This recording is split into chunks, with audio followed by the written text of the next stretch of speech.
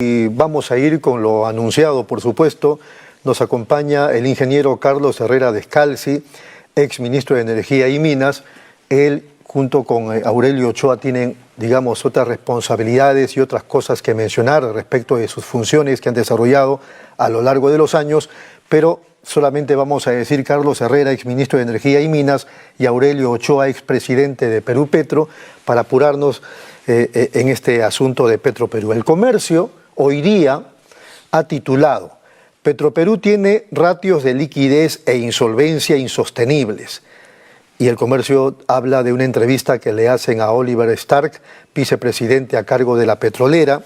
El Comercio también dice: el funcionario señala que el directorio no ha propuesto privatizar la empresa estatal, sino que tenga una gestión de tipo privado con autonomía, algo que según manifiesta no se está aplicando.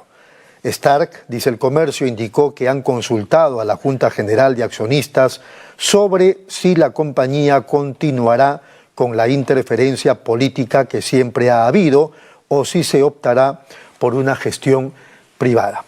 En principio, el ánimo no es debate, sino una conversación entre estas dos personas muy lúcidas sobre lo que significa la situación de Petroperú actualmente y si la salida es la privatización o no. Empezamos con el ingeniero Carlos Herrera Descalzi. Buenos días. Buenos días, muchas gracias por la invitación. A sus órdenes. Si parto de un punto, se habla de una administración privada y de una administración estatal. Mire, cuando uno califica las administraciones, no se clasifican en privadas y estatales, se clasifican en buenas y malas.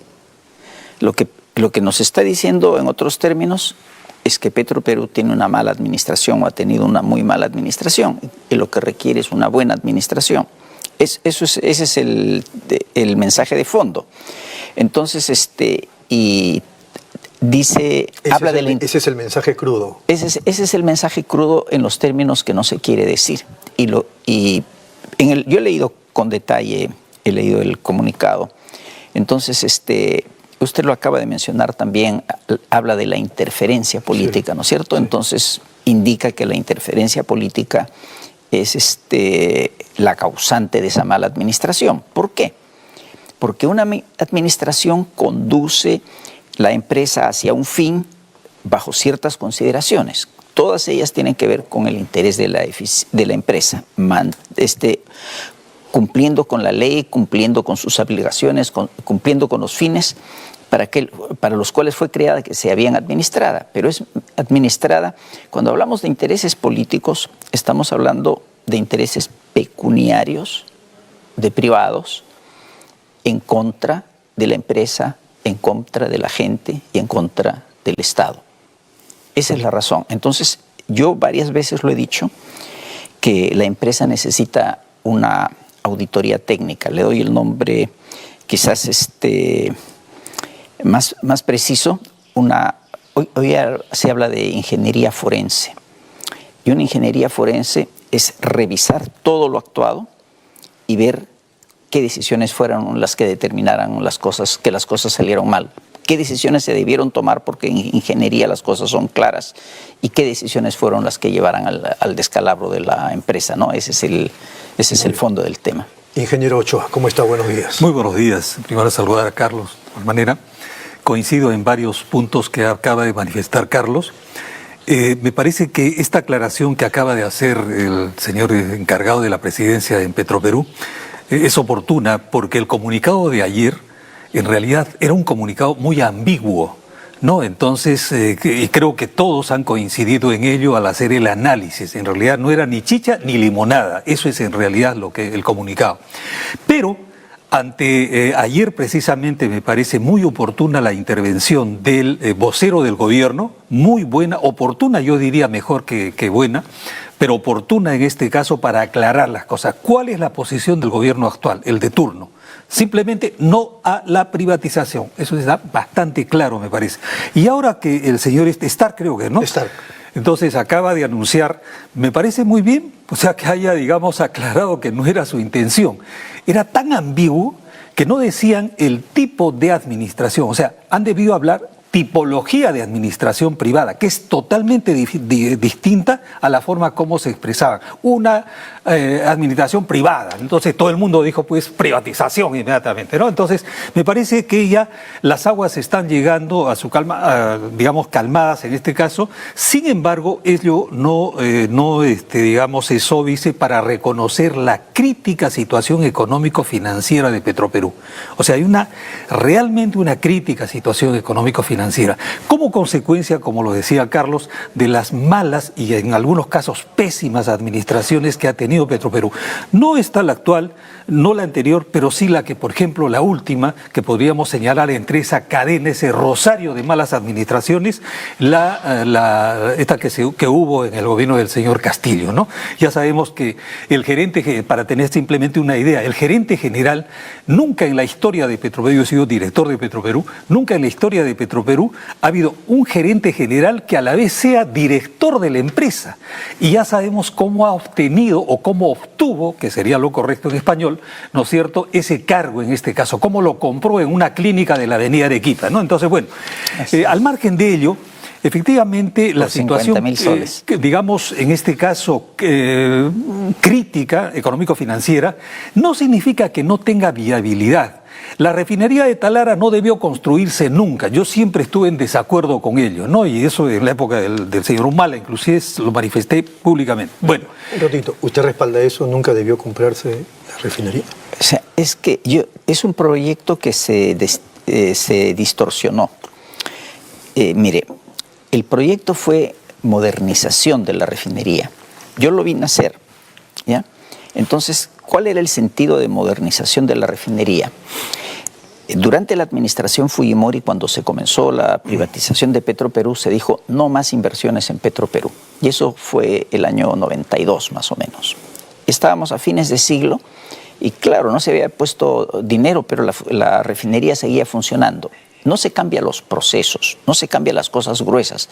Lo que se cambia son, por ejemplo, instrumentos, elementos de control que todavía tenían tecnologías muy antiguas, cuando en el mundo ya se usaban tecnologías electrónicas y tecnologías digitales. Pero esos son temas accesorios, eso es lo que es modernizar. Entonces, lo que realmente ha ocurrido es que se ha disfrazado detrás de un esquema de modernizar una refinería, la compra de una nueva refinería. Hace 3, 4 semanas, al abrir la página web de Petroperú, vi con sorpresa que decían que la nueva refinería, casi como jactándose, era 95% nueva. Entonces, no sé, a mi criterio, si yo voy a cambiar una cosa en 95%, no lo hago en 95%, hago una cosa nueva, que me es mucho más fácil, mucho más barata, no hay todos los problemas que significa construir sobre algo que ya está construido, mover sobre algo que ya existe, ¿no? Entonces, al final ha sido una desgracia. Y hay otras cosas que me llaman profundamente la atención y salen del propio comunicado. El comunicado cuestiona las premisas que ha tenido la empresa para hacer los pronósticos de futuro de la empresa. O sea, las premisas que ha tenido la empresa consultora que han contratado, dicen que no han coincidido, es una forma de decir, se han equivocado y se han equivocado por bastante en las premisas técnicas y en las premisas financieras.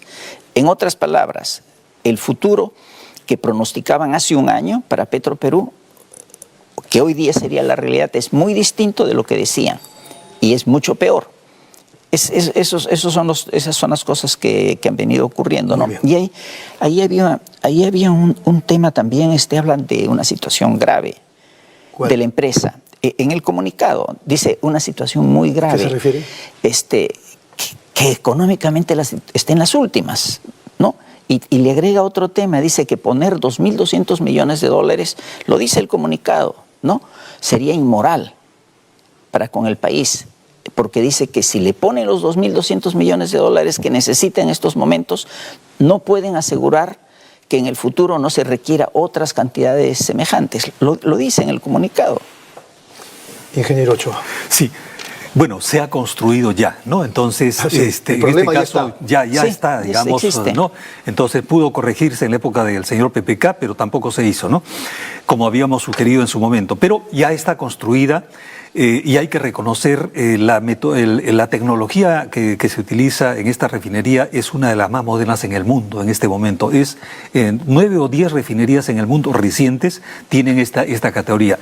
La limitante es la capacidad de refinación, es relativamente modesta, 95.000 barriles de petróleo, o sea, mínimo, ¿no? Entonces, para que tengamos una idea, la desproporción del costo. Una refinería en la India, ¿no? Con el mismo proceso, ¿de acuerdo? Con la misma tecnología, ha costado, ojo, $6.000 millones, pero ¿cuál es la capacidad de refinación? 1.200.000 barriles, ya con eso le decimos todo. Ok, ya se construyó, ¿no? Y realmente acá tiene que haber una investigación. Esto no puede quedar en paños así fríos, no, tiene que investigarse, ¿no? Porque al final no puede ser, digamos, una elevación de esa naturaleza y hay que dar lecciones a las generaciones futuras para que no vuelvan a cometer una situación similar. ¿Qué nos quiere decir?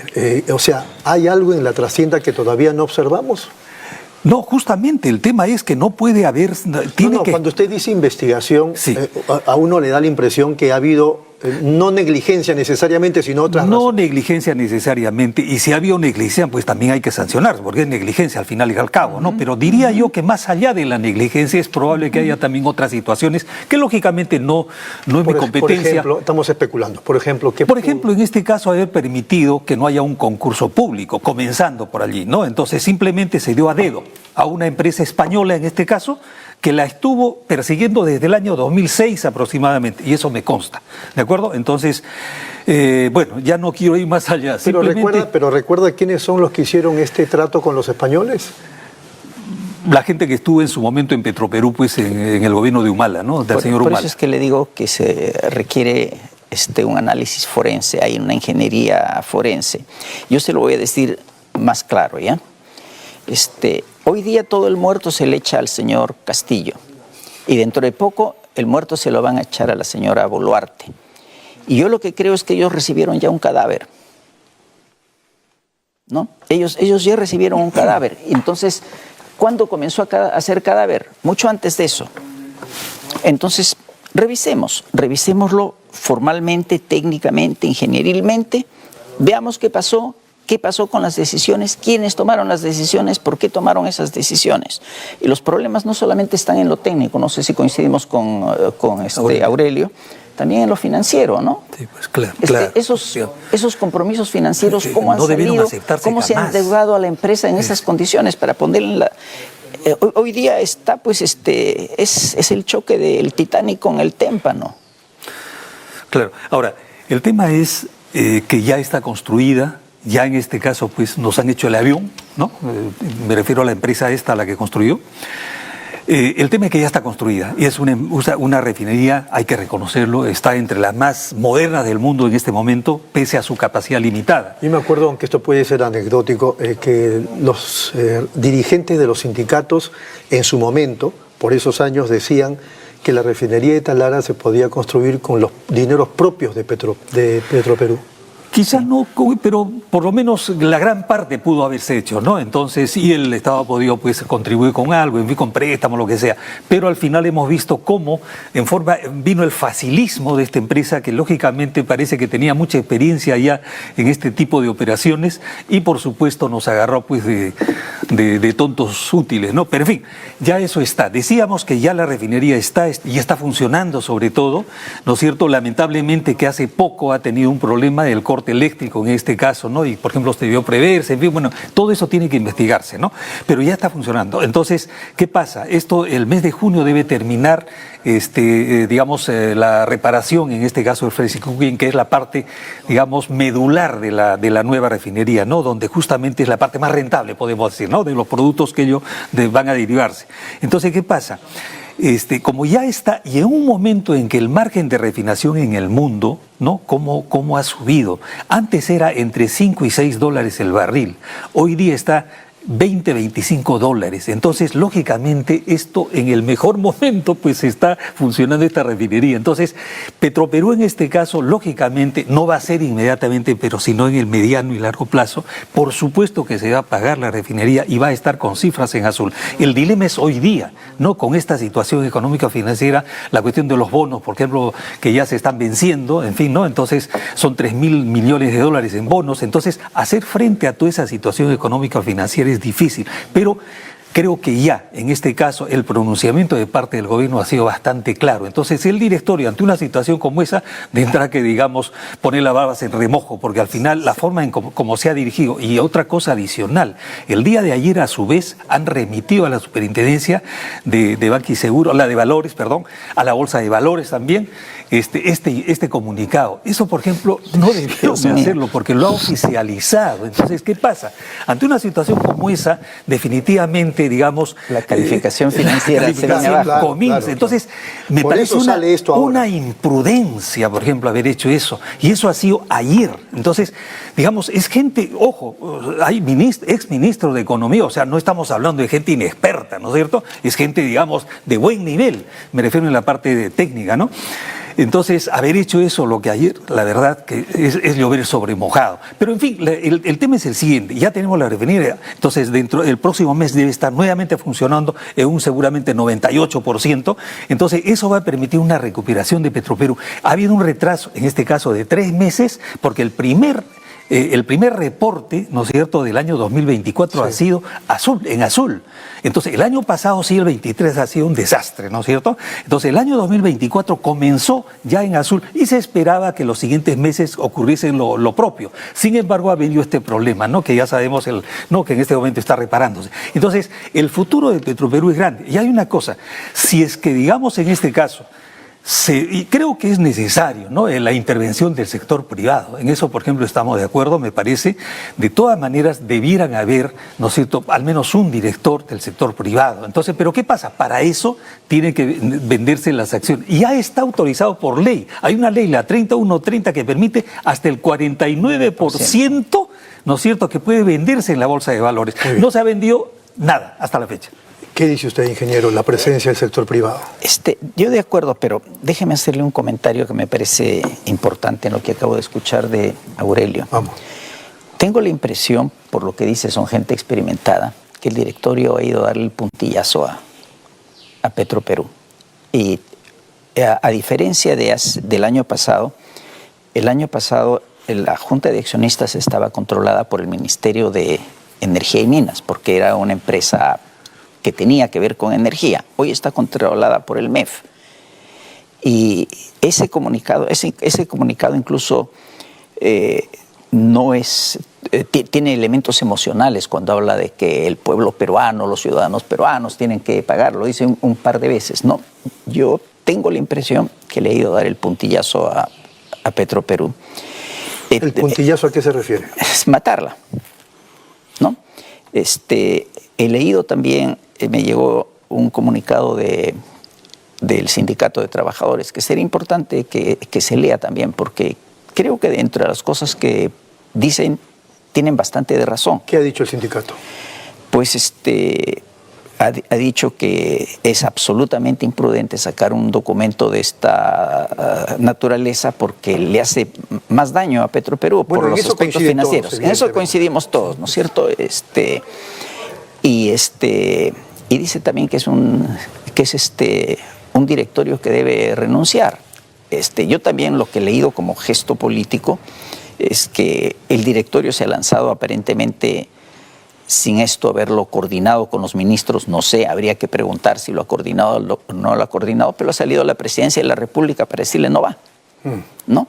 Ahora, en la presencia del sector privado yo creo que es bueno, que es deseable, existe el esquema de Colombia. Me están pidiendo una brevísima pausa, ¿de acuerdo? Regresamos en unos instantes para continuar con el ingeniero Ochoa y el ingeniero Descalzi.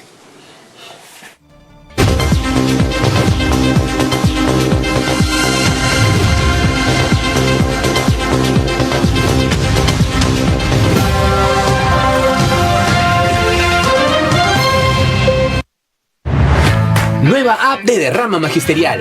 Maestro y maestra, realiza tus consultas y operaciones en la palma de tu mano.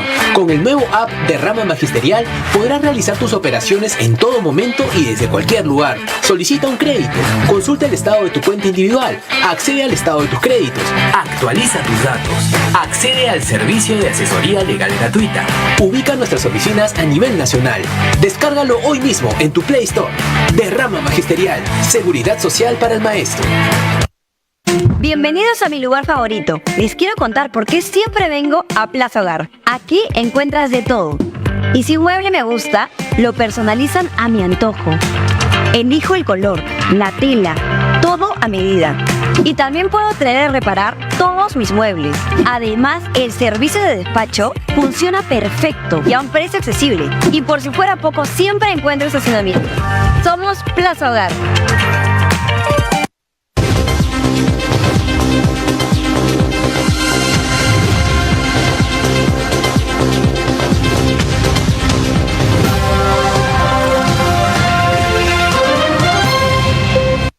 Muy bien, seguimos aquí en Nativa Nos Conecta. Estamos hablando respecto de la situación lamentable de Petroperú. Estamos con dos expertos, el ingeniero Carlos Herrera Descalzi y el ingeniero Aurelio Ochoa. Lo corté al ingeniero Herrera cuando hablaba de la gestión privada. O sea, yo creo que la participación del capital privado sería importante, ¿ya? Pero hay que dar las condiciones para que esto suceda. Yo me pongo como simple espectador, si pondría mi dinero en una empresa donde las decisiones están controladas por el Estado, donde la gestión ha sido catastrófica, ¿verdad? Yo no lo pondría. Por supuesto. Entonces, para que el capital privado ingrese, habría que buscar unos mecanismos que lo hagan atractivo. Por ejemplo. No sé, por ejemplo, digamos, la explotación de un lote. Podría ser donde Petroperú tenga una minoría, una participación menor, donde aporte el conocimiento, ventajas, etcétera, y la otra parte ponga el capital, pero tenga el control. Porque que entre el capital privado sin control no lo veo factible. Entonces hay que buscar mecanismos, pero para esos mecanismos es importante primero sanear a la empresa. Aurelio mencionó un tema que me parece sumamente importante, el tema del margen de refino. El tema del margen de refino significa, para ponerlo en términos bien simples, ¿cuánto gano por refinar un barril de petróleo? Entonces, esta inversión se calculó sobre las cifras que dice Aurelio, en las épocas que eran 5, 6 dólares, hasta 10 dólares creo que teníamos de margen de refino, ¿ya? Cuando vino la crisis de Ucrania, se fue hasta 60 dólares. Eso significa que si la refinería se hubiera terminado a tiempo, se hubiera pagado 6 veces más rápido, ¿no? Pero justo en esos momentos es que no ha podido operar y las fallas, y etcétera. Yo me hacía el esquema, me decía, ¿cuánto sería si el futuro margen de refino son 10 dólares o 20 dólares? Porque si antes fue 5 o 6, no es que el futuro va a ser 60, ¿ya? Entonces, en función de eso uno saca el valor de la refinería. ¿Cuánto me sale a mí? 2.000, 3.000 millones de dólares. Así, con un cálculo bien. ¿Cuánto es la deuda? 6.000. Entonces, si algo cuya rentabilidad le asignaría un valor de 2, 3.000 millones de dólares, tiene una deuda de 6.000 millones de dólares, eso primero hay que ajustarlo antes de pensar en capital privado. Entonces, en algún momento va a haber que absorber los errores. Y los errores no los va a absorber el capital privado, los errores los tiene que absorber el Estado. Entonces, esas cosas tienen que estar meridianamente claras antes de proceder. Muy bien. ¿Coincide con eso, ingeniero? Bueno, en la parte del aporte de capital privado, más que todo lo hacía para precisamente garantizar la independencia de la empresa, porque la participación del capital privado implicaría, en este caso, ya la intervención en cuanto a la administración se refiere. Entonces ya no sería 100% estatal. Entonces permitiría por lo menos poner un director, ¿no es cierto? Entonces que definitivamente no va a estar digitado por Palacio de Gobierno del momento del gobierno de turno, ¿no es cierto? Entonces le da cierta independencia. Ahora, no solamente sería esa ventaja, sino que adicionalmente romperíamos esa limitante que tiene Petroperú ¿no es cierto?, como empresa estatal respecto a lo que señala la Constitución. La Constitución señala la famosa subsidiariedad, ¿no es cierto?, en la cuestión de la comercialización, por ejemplo, ¿no?, la subsidiariedad del Estado. Entonces no puede participar donde los privados pueden estar. Entonces, en este caso, no importa 1% de capital privado, automáticamente se rompe esa limitante, porque ya no es 100% estatal, ¿no es cierto? Entonces, ¿qué implicaría eso? Un beneficio total para la empresa, me refiero en general, tanto a la parte estatal como la privada. ¿Por qué razón? Le da la libertad, por ejemplo, para ir, ¿no es cierto?, e incursionar en las actividades más lucrativas de la industria petrolera. ¿Cuáles son? La comercialización de combustibles, por ejemplo. El ingreso a los lotes petroleros para la explotación petrolera. Hoy día le limita, le dice, no puedes entrar a los lotes petroleros porque esto tiene que darse a los privados, ¿no es cierto? O en el caso de la comercialización, no puedes poner porque ya esto está limitado de acuerdo a la Constitución. Es cierto. Bueno, con esto romperíamos esa limitante, ese cinturón, no digo de castidad, pero ese cinturón, ¿no?, que representa hoy día esa limitante para la empresa. Entonces, rompiendo esos esquemas, por ejemplo, en el caso de los lotes que mencionaba Carlos, ¿no?, el caso de los lotes petroleros. Hoy día Petroperú compra toda la producción que hay en el noroeste, de todas las empresas, compra al precio internacional. Si hoy día está a $85 el barril, lo compra a $85. ¿Y cuál es el costo de producción de ese barril de petróleo? Frente a la refinería están los lotes. 20 a $22, incluyendo regalías. Esa diferencia, ¿no es cierto?, de más de $60, eso irían, en este caso, a capitalizar a la empresa. Entonces, un privado, cuando ve eso, dice, oye, este es un negocio redondo. Ahora, si puedo poner a la vez grifos, ¿no es cierto?, estaciones de servicio o envasadoras de gas, entonces, adicionalmente a la parte social, a las implicancias sociales que eso implicaría, ¿no es cierto?, entonces, el privado diría, oye, este es un negocio bueno, ¿por qué adicionalmente tengo una refinería a uno? ¿No es cierto?, con costos, con productos, en este caso, que salen relativamente baratos, ¿no es cierto? ¿Y por qué digo baratos? Fíjense, para que tengamos una idea del efecto que tuvo la refinería de Talara precisamente sobre la población, el precio de los combustibles. El año pasado, recordemos que en cualquier grifo, los combustibles estaban por encima de 20 soles el galón, ¿no es cierto? Todos los grifos, 25, 27, 24, 23. Entra el año 2024, este año, entra a tallar la refinería de Talara y toma el mercado que tenía en ese momento, 27-28%, hoy día tiene 25-26% del mercado.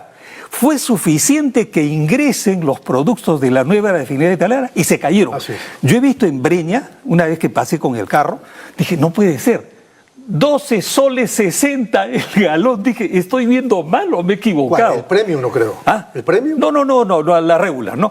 Entonces, ¿qué pasa? No, la premium pues estaba, creo, 14 soles, por decir. Entonces, claro, ¿qué pasa? Llegó hasta 14 soles. Claro, entonces, ¿qué pasa? Cuando vi eso dije, caramba, esto no puede ser. ¿Por qué? Porque el precio del barril de petróleo seguía al mismo nivel.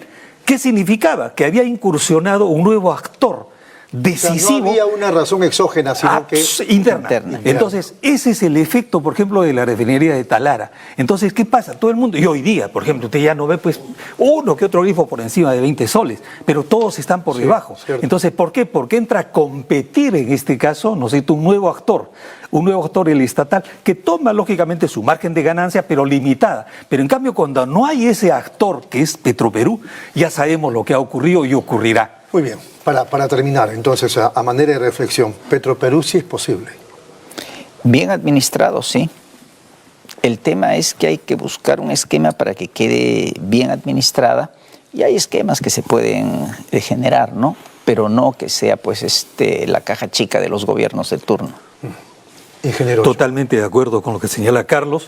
En este caso, una buena administración permitiría una más rápida recuperación de Petroperú y el ingreso del capital privado está garantizado. Y lo que es más, cualquiera se asocia con un Estado, en este caso, con una empresa del Estado 100% estatal. Oye. O sea, es un atractivo. Ahora, es cierto también, no habría que invitar, lógicamente, a inversionistas locales porque al final son bastante limitados, digamos, en cuanto a capital se refiere.